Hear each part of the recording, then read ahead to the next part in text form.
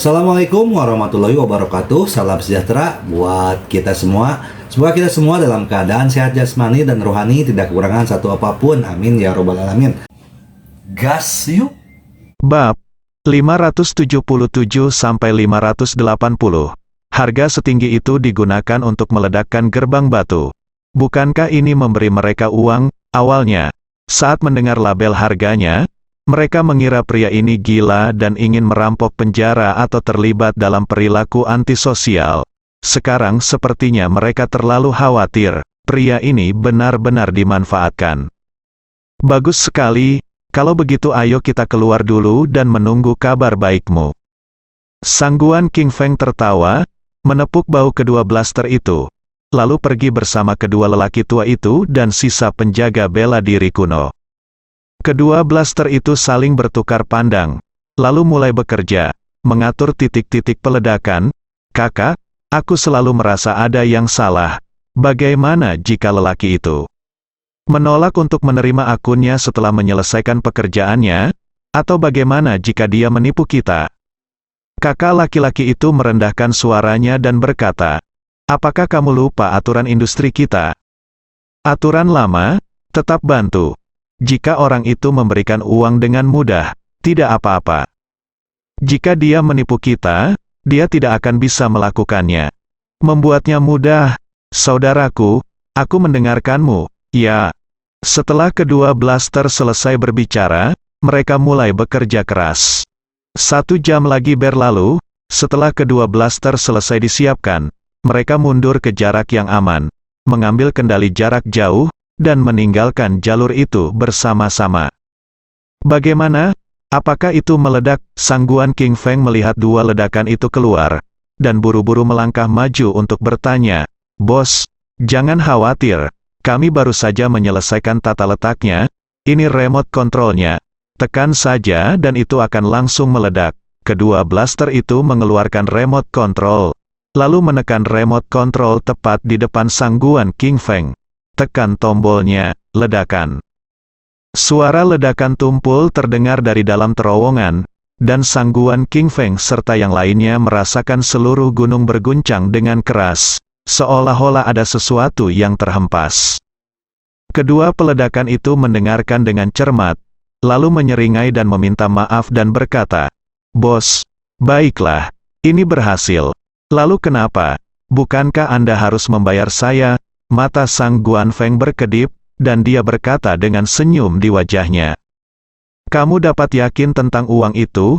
Anda tidak akan kehilangan 1 sen pun. Tetapi pertama-tama kita harus memastikan apakah simen benar-benar diledakkan. Jika tidak, Anda mengambil uang itu dan pergi. Di mana saya dapat menemukan Anda? Kedua peledak itu panik, ya. Kakak laki-laki di antara mereka berkata, Bos, Anda tidak boleh mengatakan itu. Menurut aturan, Anda harus mentransfer setengah dari uang itu kepada kami terlebih dahulu. Kami telah menyetujui hal ini. Wajah Sang Guan King Feng menjadi gelap, dan dia berteriak. Diam? Kenapa? Apakah kamu takut aku akan mengingkari hutangku?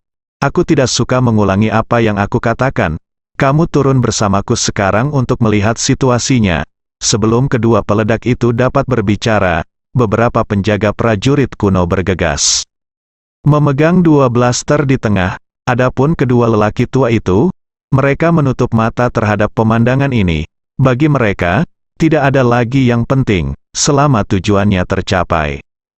Segera, di bawah paksaan sangguan King Feng, kelompok itu memasuki lorong itu lagi. 1 jam kemudian, sangguan King Feng dan yang lainnya berdiri di depan gerbang batu lagi. Dibandingkan dengan sebelumnya, ruangan di sini jelas menjadi jauh lebih besar. Namun yang aneh adalah gerbang batunya juga menjadi jauh lebih besar. Sepertinya gerbang batu ini sudah sangat besar. Namun sisa gerbang batunya tersembunyi di dalam gunung sebelumnya, itu saja. Lebih besar dari ekspresi Sang Guan King Feng sangat jelek. Dia menatap kedua peledak itu dengan tatapan pemakan manusia di matanya, dan berkata dengan nada dingin, Bukankah kamu mengatakan bahwa kamu telah berhasil? Apa yang terjadi? Aku butuh penjelasan. Salah satu peledakan berkata dengan mata berkedip, Bos, saudara kita telah menyelamatkan tangan. Hanya untuk mencegah Anda tidak membayar, Anda memberikan setengahnya terlebih dahulu, dan saya akan membukakan pintu batu ini untuk Anda di depan Anda. Vena wajah Sang Guanfeng berdenyut-denyut hebat, tetapi tidak ada yang bisa dia lakukan. Dia hanya bisa mengertakkan gigi dan berkata, transfer uang itu kepada mereka. Peledak tua itu dengan cepat mengeluarkan miliknya ponselnya, tapi setelah melihatnya beberapa kali, dia berteriak, ponselku tidak ada sinyal di sini, kita harus keluar dulu. Jadi aku bisa tahu apakah kamu berbohong padaku atau tidak. Sudut dari mulut Sang Guan King Feng bergerak-gerak, dan dia berkata dengan wajah muram, kamu bisa menggunakan ponsel kami dulu. Demoman yang lebih tua menggelengkan kepalanya dan berkata, tidak apa-apa, bagaimana jika terjadi kesalahan? Aku hanya percaya pada diriku sendiri. Oke, kalau begitu keluarlah. Sang Guan King Feng hampir menggeramkan kata-kata ini, dengan niat membunuh yang tiba-tiba di dalam hatinya. Jika kedua orang ini tidak layak digunakan, dia akan membunuh mereka sekarang. Jadi sekelompok orang masuk dan keluar lagi, dan waktu berlalu, dan 2 jam lagi berlalu. Setelah kedua peledakan memastikan bahwa mereka telah menerima setengah dari uang tersebut, mereka tidak repot-repot, mengeluarkan remote control kecil, dan langsung menekannya. Boom boom boom, ada beberapa ledakan keras lagi, dan simen langsung hancur berkeping-keping. Sang Guan King Feng dan yang lainnya tidak meninggalkan lorong melihat pemandangan ini. Ekspresi mereka langsung menjadi sangat gembira.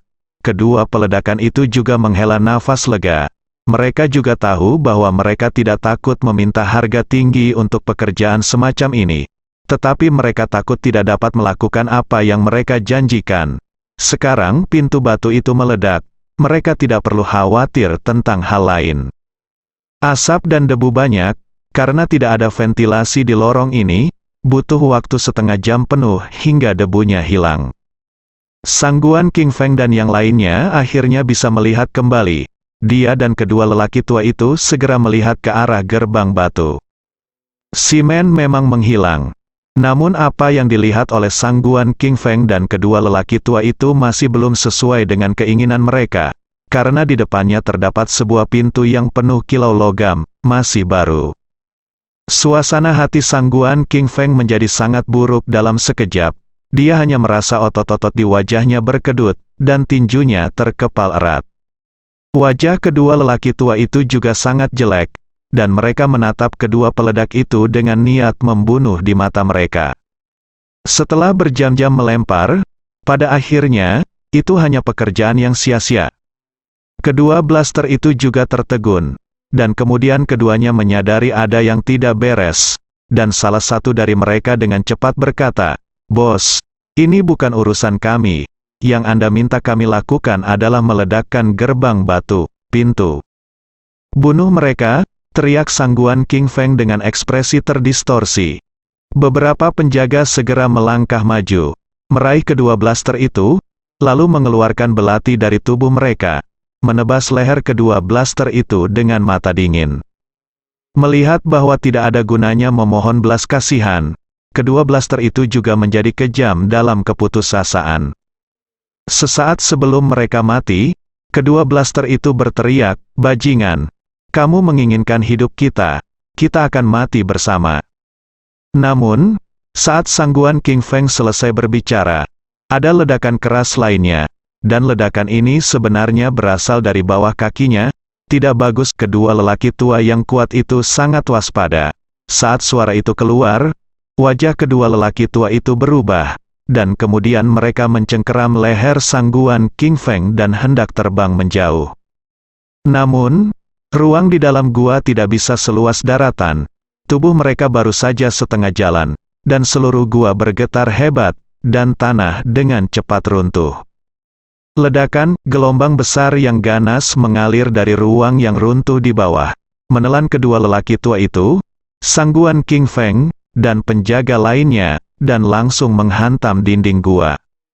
Untungnya kedua lelaki tua itu kuat, meski pusing dengan perubahan mendadak ini, mereka masih bisa bertahan. Keduanya menarik Sangguan King Feng yang masih shock. Melihat tidak ada tempat untuk jatuh. Keduanya lelaki tua itu adalah tamparan di dinding dengan telapak tangan yang tiba-tiba memaksa ruang melengkung ke atas. Bangun, kedua lelaki tua itu membawa Sangguan King Feng dan terbang ke ruang melengkung di atas. Barulah mereka bisa mengatur napas. Sangguan King Feng ketakutan hingga berkeringat dingin. Memikirkan perubahan mendadak barusan, dia berteriak dengan mata marah. Aku akan membunuh kedua anjing itu. Diam. Salah satu lelaki tua menegur dengan wajah muram, Presiden Sangguan, sekarang bukan waktunya bagi Anda untuk melakukan apapun yang Anda inginkan. Perilaku Anda hari ini benar-benar mengecewakan kami. Setelah Anda keluar, selain label harga aslinya, Anda masih harus membayar untuk itu. Kondisi tambahan harus ditambahkan. Ekspresi malu melintas di mata Sangguan King Feng, dan dia bahkan lebih marah ketika mendengar kata-kata terakhir. Anda harus tahu itu untuk mengundang kedua orang tua ini. Teman-teman, harga yang dia bayarkan sudah cukup tinggi. Sekarang jika ada 2 syarat lagi yang harus ditambahkan, maka dia hanya merugi. Seorang lelaki tua lain melihat keengganan Sangguan King Feng, mengelus janggutnya yang basah, dan berkata sambil mencibir, Presiden Sangguan, jangan lupa, jika bukan karena kami berdua menyelamatkanmu, kamu pasti sudah mati sekarang. Ini semua disebabkan oleh kebodohanmu, bahkan kami berdua menderita bersamamu. Aku, Sangguan King Feng terdiam sesaat, tetapi kemarahan di hatinya semakin kuat dan kuat. Tetapi pada saat ini bahkan nyawanya ada di tangan orang lain, dan para penjaga yang dapat membiarkannya melampiaskan emosinya semuanya terendam saat ini, dan dia tidak tahu berapa lama dia bisa bertahan. Memikirkan hal ini, mentalitas Sangguan King Feng meledak. Dia berpikir bahwa masalah hari ini akan sangat lancar. Tetapi siapa yang tahu bahwa hasil dari masalah ini justru sebaliknya. Tidak hanya masalah itu berliku-liku, bahkan hampir mengorbankan nyawanya sendiri. Itu saja, intinya sampai saat ini, dia bahkan belum mengitari gerbang batu itu. Boom, pada saat ini, ada getaran dari arah gerbang batu yang terhubung ke gunung di depan. Dan kemudian batu yang tak terhitung jumlahnya berguling ke laut, dan kemudian, sepotong kaca transparan terbuka di depan gerbang. 2 lelaki tua dan Sangguan King Feng, lebih besar dari. Mata Sangguan King Feng menjadi gelap, dan dia hampir memuntahkan darah karena marah. Dia melihat sekilas bahwa di kaca transparan, selain saudara baiknya Sangguan King Shi, ada juga seseorang yang akan meledak marah setiap kali dia memikirkannya. Li Fugui. Itu benar-benar mereka. Sangguan King Feng menggertakkan giginya, menatap sosok di kaca dengan mata berapi-api. Secara alami, kedua lelaki tua itu melihat pemandangan ini dengan mata kepala sendiri, dan bahkan melihat orang-orang itu, salah satu dari mereka mengerutkan kening dan bertanya, siapa mereka? Sangguan King Feng menahan amarahnya, dan berkata, salah satunya adalah adik laki-laki saya. Pemuda itu adalah Li Fugui. Orang yang saya minta untuk Anda bunuh.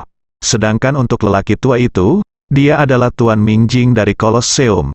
Anda seharusnya sudah mendengarnya, dan tidak perlu memperkenalkan beberapa lainnya bermacam-macam ikan. Kedua lelaki tua itu saling memandang.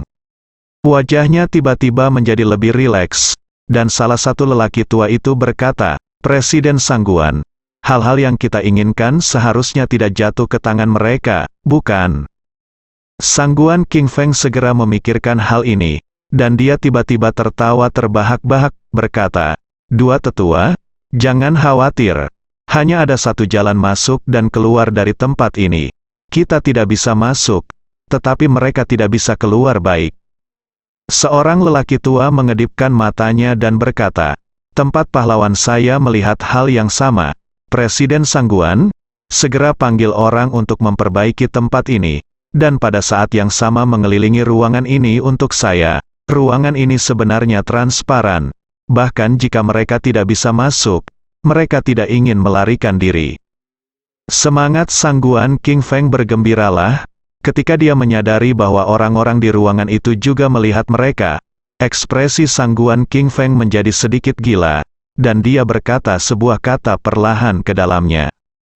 Kalian semua sudah mati. Di ruangan transparan yang sangat kuat, Sangguan Kingshi menerjemahkan sebuah kalimat dengan tenang.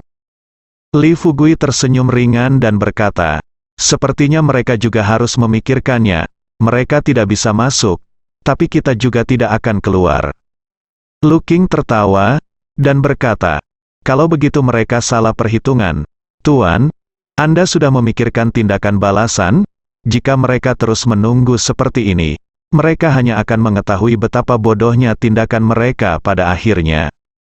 Diungkapkan, faktanya, kecuali Lu King yang menebak metode yang akan digunakan Li Fugui, orang-orang lainnya tidak tahu metode apa yang digunakan Li Fugui untuk membuat mereka melarikan diri, tetapi mereka sudah terbiasa mempercayai Li Fugui, dan Li Fugui sendiri ada di sini. Berbohong kepada mereka tentang masalah ini tidak akan ada gunanya sama sekali. Li Fugui berkata tanpa perubahan ekspresi apapun, oke. Masih ada 12 jam, meski sudah sehari semalam, semua orang harus cepat berlatih. Setelah hari ini, semua orang masih ingin memeras Wolku, jadi ayo pergi keluar, semuanya hilang. Orang-orang lainnya tidak berbicara, mereka hanya berlutut dan menutup mata, dan memasuki kondisi kultivasi. Tuan Mingjing, sebaliknya, bertanggung jawab untuk melindungi mereka dan telah menangani keadaan darurat. Faktanya, semua orang di ruangan itu secara alami dapat mendengar suara keras tadi. Setelah memastikan bahwa Sangguan King Feng dan yang lainnya tidak mungkin masuk, semua orang merasa lega. Di luar rumah, laut beriak, dan Sangguan King Feng dapat dengan jelas melihat pergerakan Li Fugui dan yang lainnya di ruangan itu. Melihat Li Fugui dan yang lainnya menutup mata terhadap mereka dan memasuki kondisi kultivasi, dia segera berteriak, dengan sinis. Mereka tidak berpikir mereka akan bisa naik setelah beberapa jam latihan. Kan? Itu hanya perjuangan yang sekarat ekspresi. Kedua lelaki tua itu menjadi semakin santai, karena mereka semua merasa bahwa Li Fugui dan yang lain tidak punya pilihan. Jadi sekarang dia mengambil sikap ini untuk menghadapi mereka. Seorang lelaki tua bertanya, jika mereka tidak bekerja sama sepanjang waktu, jika mereka tidak keluar, bisakah kita tetap masuk? Sangguan King Feng berkata dengan percaya diri, jangan khawatir, dua tetua, kita tidak bisa mendapatkan barusan, itu hanya karena sopan santun saya, hanya saja adik laki-laki saya membuat masalah di dalam. Begitu mereka tidak keluar, maka kita bisa menunggu mereka mati sebelum masuk, kata lelaki tua lainnya. Dengan sedikit khawatir, bagaimana jika mereka menghancurkan hal-hal yang kita inginkan sebelum mereka mati?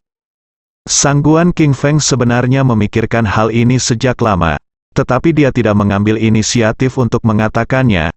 Dia ingin mengacaukan dan menjebak Li Fugui dan yang lainnya sampai mati. Jangan jawab pertanyaan ini. Dua tetua, jangan khawatir. Selama pohon induk roh hitam masih ada, buah suci akan tumbuh lagi meski hilang, hanya butuh waktu. Feng menepuk dadanya dan berkata meyakinkan. Kedua lelaki tua itu benar-benar lega. Tetapi kemudian mereka bertanya, bagaimana jika mereka menghancurkan pohon induk roh hitam? Sangguan King Feng berkata dengan mencibir, itu tidak mungkin. Mereka tidak tahu bagaimana menghancurkan pohon induk roh hitam itu di semua pohon induk, bahkan saudara laki-laki saya yang baik tidak tahu. Jadi kekhawatiran kedua tetua itu tidak perlu. Karena Presiden Sangguan sangat percaya diri, maka kami tidak ragu. Kedua lelaki tua itu juga tersenyum wajah. HMPH, aku ingin melihat berapa lama kamu bisa menahan idiot ini menunggu mati. Ketika kamu tidak bisa bertahan lagi, seseorang akan selalu meminta belas kasihan. Hahaha, Li Fugui, aku tidak sabar untuk mendapatkannya. Aku melihatmu menangis dengan sedihnya di hadapanku, memohon belas kasihan sambil berlutut. Semakin banyak Sangguan King Feng berbicara, semakin dia menjadi bersemangat, dan dia tertawa terbahak-bahak. Dia terlihat sedikit seperti saudara baiknya Sangguan Kingshi. Setelah selesai berbicara, Sangguan King Feng mengambil telepon seluler satelit yang dibuat khusus, mengeluarkan perintah, dan mengerahkan ratusan orang. Setelah itu, Sangguan King Feng tidak meletakkan ponselnya, tetapi memutar nomor misterius lagi. Kapten Sao, jangan datang ke sini tanpa masalah apapun. Sangguan King Feng segera tertawa. Sangguan King Feng, bukankah aku sudah memberitahumu untuk tidak meneleponku? Apakah kamu sudah mati karena menjadi pengawas biro ke-6 di telepon? Suara pria maskulin terdengar, suaranya sangat tidak sabar, dan nadanya penuh untuk disalahkan. Sangguan King Feng tersenyum dingin dan memarahi. Sao Ai Guo, kamu bajingan, apakah kamu lupa bagaimana kamu menjadi kapten? Kamu tidak tahu apa yang dilakukan bawahanmu Li Fugui, kan? Bagaimana denganmu? Apa yang kamu lakukan lagi? Itu tidak ada yang perlu ditelepon.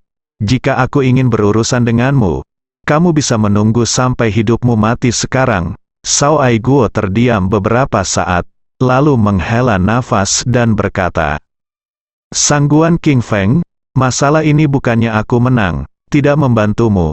Itu terjadi sesuatu. Dan Li Fugui itu misterius. Aku tidak menyarankanmu untuk macam-macam dengannya. Apa katamu? Teriak Sangguan. King Feng histeris dengan mata merah. Fondasi keluarga Sangguan saya selama ratusan tahun hampir dihancurkan oleh anak ini. Bagaimana Anda bisa mengatakan ini? Dan anak ini hanyalah orang udik. Siapa saya? Saya anggota Presiden Konferensi Elixir. Anda sebenarnya memberitahu saya tidak main-main dengannya. Hahaha.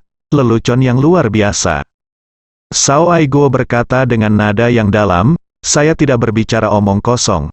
Anda mungkin tidak tahu bahwa Li Fugui sudah menjadi kapten game ke-6, dan dia mengerti Anda tahu identitas Wakil Direktur Ming.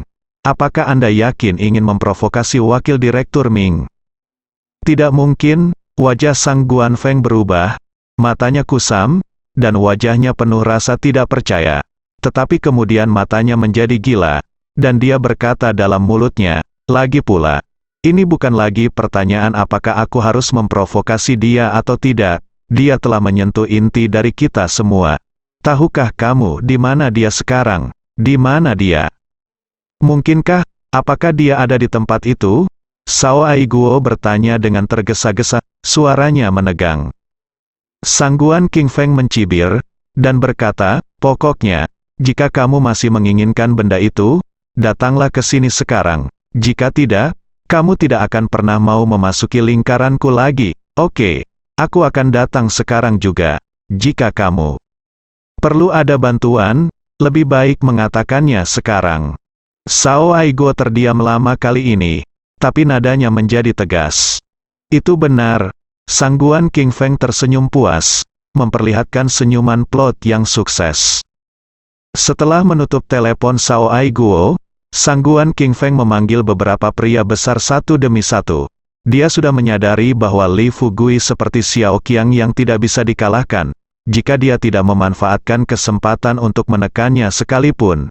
Aku takut akan ada masalah yang tak ada habisnya di masa depan. Sekarang ada kesempatan seperti itu, bagaimana mungkin seseorang seperti Sang Guan Feng tidak tahu bagaimana memanfaatkannya? 2 jam lagi berlalu, di bawah konstruksi ratusan prajurit kuno di tanah yang runtuh. Sebuah jembatan-jembatan telah dibangun secara paksa di kedua sisinya, dan pada saat ini, Sangguan King Feng dan kedua lelaki tua itu telah berpindah dari lubang di atas ke jembatan-jembatan. Di bawah jembatan Tresley, ada ombak, dan para prajurit kuno yang mengikuti Sangguan King Feng juga diselamatkan satu demi satu. Pada akhirnya, hanya 2 mayat yang tersisa di laut selamanya. Keduanya adalah 2 blaster yang dipanggil oleh Sangguan King Feng. Mayat yang sedingin es itu direndam dalam air laut yang sedingin es. Mata kedua peledak itu terbuka lebar, badannya basah kuyup dan bengkak. Sekilas ekspresi mereka penuh dengan ekspresi yang kurang memuaskan. Namun, saat ini, tidak ada yang memperhatikan 2 orang kecil yang sudah mati ini. Kapten Sao, saya sangat senang. Anda akan memilih untuk mendukung saya. Sangguan King Feng memandang Sao Ai Guo yang berada di sampingnya dengan puas. Pada saat ini, Sao Ai Guo terlihat agak rendah hati, mengenakan bun hitam, Tetapi wajah karakter Tionghoa dan kebenaran menakjubkan yang menyatu dengan tulangnya bukanlah sesuatu yang bisa diubah dengan pakaian. Hanya saja wajah ini, pemandangan ini, dan tubuh yang lurus ini tampak tidak pada tempatnya. Cao Aiguo tidak memiliki ekspresi di wajahnya, dia menatap rumah transparan di depannya dan Li Fugui di dalam rumah. Ia baru saja memperingatkan Li Fugui kemarin. Namun nyatanya ia sudah menebak-nebak apakah Li Fugui mengetahui rahasia keluarga Sangguan. Lagi pula yang pertama masuk ke dalam keluarga Sangguan hari itu adalah Li Fugui dan para pejuang kuno itu. Saat game ke-6 tiba, Li Fugui sudah menangkap beberapa anggota keluarga Sangguan, dan kedua belah pihak pasti sudah melakukan kontak. Yang terpenting, Cao Aiguo kemudian mengetahui bahwa Li Fugui, anggota penting keluarga Sangguan, Sangguan Qingxi, belum diserahkan ke Biro ke-6. Awalnya, Cao Aiguo tidak peduli, lagi pula, dia sangat jelas tentang hubungan antara Sangguan Qingfeng dan adik laki-lakinya Sangguan Qingxi. Selain itu, Li Fugui akan dikirim untuk menjalankan misi kematian, bahkan jika Li Fugui menyembunyikan sesuatu, tidak masalah. Hanya saja Cao Aiguo tidak pernah membayangkan bahwa perubahan selanjutnya akan begitu langsung dan besar. Begitu besar hingga ia bingung dan tidak punya waktu untuk menyesuaikan tindakan penanggulangannya. Melihat Li Fugui di rumah transparan itu sekarang, Cao Aiguo semakin merasa bahwa Li Fugui adalah orang yang tak terduga dan berani.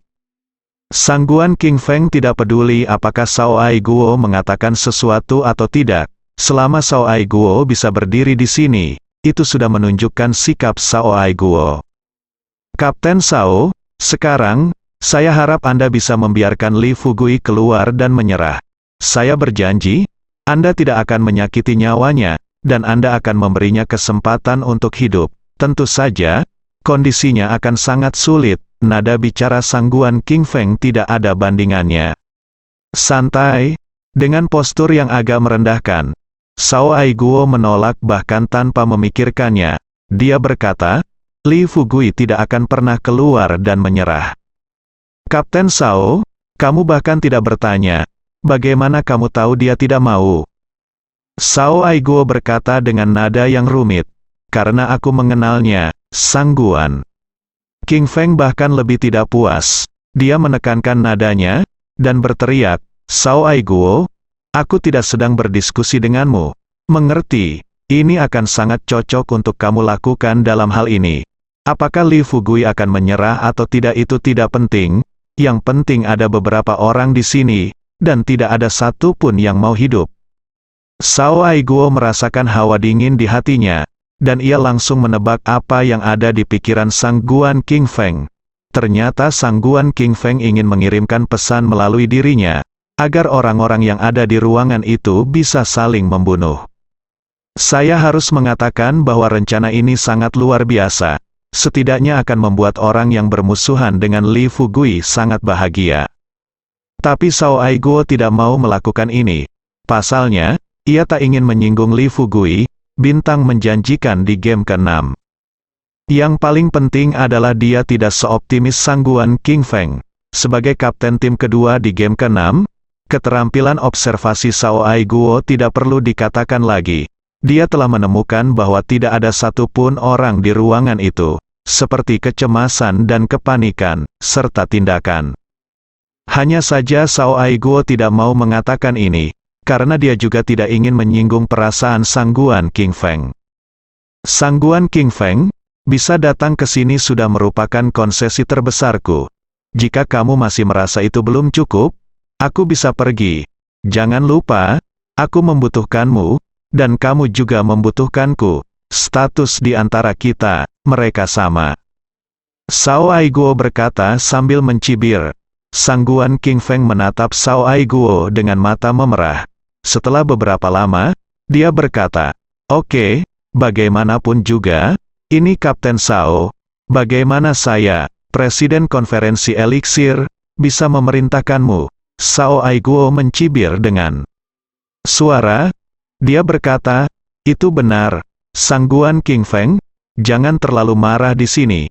izinkan saya memberitahu Anda, jika Li Fugui dapat melarikan diri hari ini, hari-hari baik Anda akan benar-benar berakhir. Li, kekayaan dan kehormatan tidak bisa lepas hari ini, Sangguan King Feng berkata dengan keras.